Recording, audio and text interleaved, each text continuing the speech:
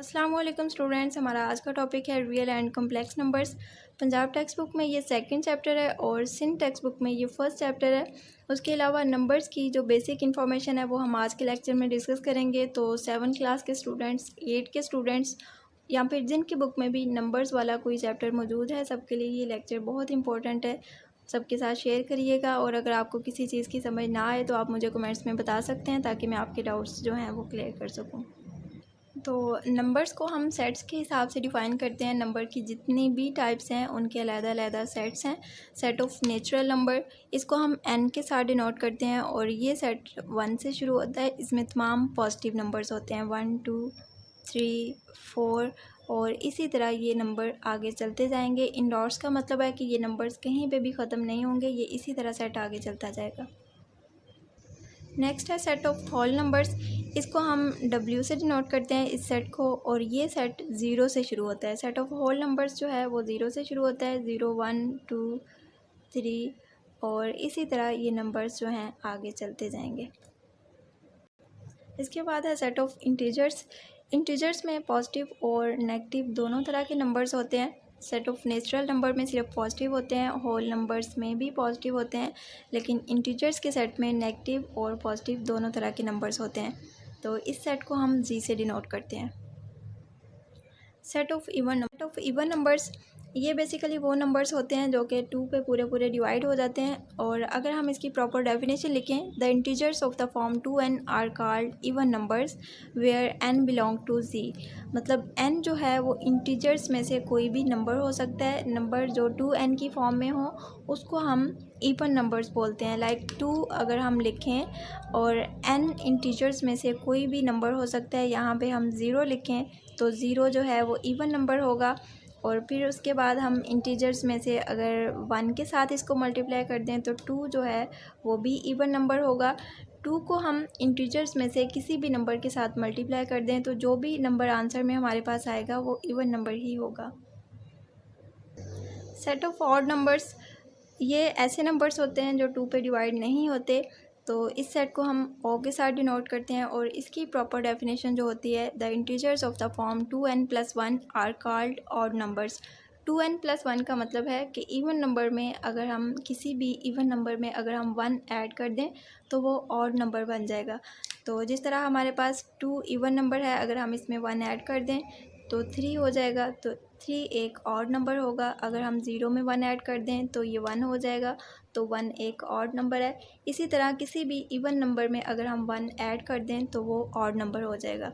तो ये डेफिनेशंस भी आप याद करें ताकि अगर आपके पेपर में कोई शॉर्ट क्वेश्चन आ जाए तो फिर आप ये लिख सकें।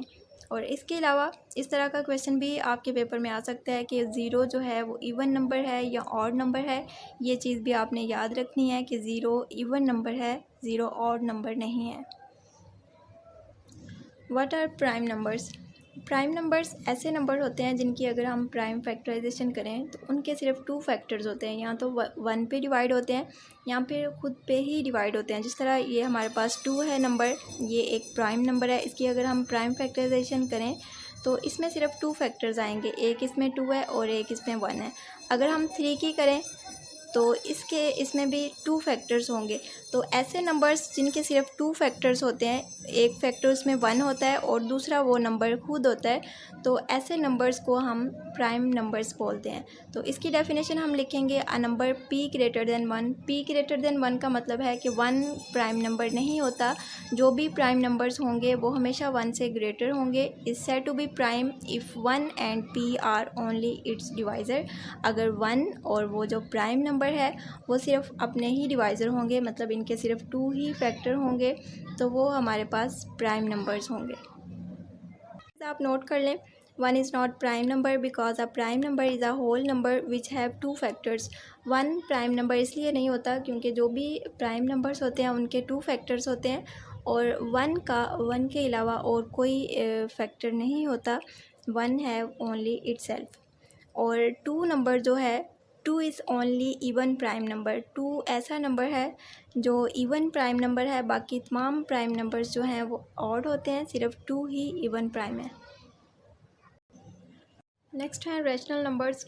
रैशनल नंबर्स ऐसे नंबर्स होते हैं जिनको हम p ओवर q की फॉर्म में लिख सकते हैं, और p और q इंटीजर्स में से कोई से भी नंबर्स हो सकते हैं, एंड q नेवर ज़ीरो, और q कभी भी ज़ीरो नहीं होना चाहिए।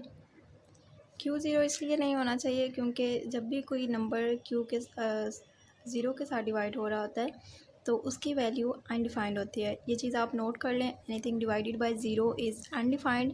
कोई भी चीज़ जब ज़ीरो से डिवाइड होती है तो वो अनडिफाइंड होती है क्योंकि हम उसकी एग्जैक्ट वैल्यू नहीं जानते, तो इसलिए q ज़ीरो नहीं होना चाहिए। और रैशनल नंबर्स में p ओवर q की फॉर्म में इस तरह नंबर्स होते हैं। फॉर एग्जांपल 1 है तो 1 रैशनल नंबर है क्योंकि जिसके डिनोमिनेटर में कोई नंबर नहीं होता, इसका मतलब है इसके डिनोमिनेटर में 1 है। तो अगर 2 लिखा है तो मतलब 2 भी रैशनल नंबर है। 2 ओवर 1, 3 ओवर 1, इस तरह 1, 2, 3, 4, ये सारे नंबर्स जो हैं ये रैशनल नंबर्स होते हैं।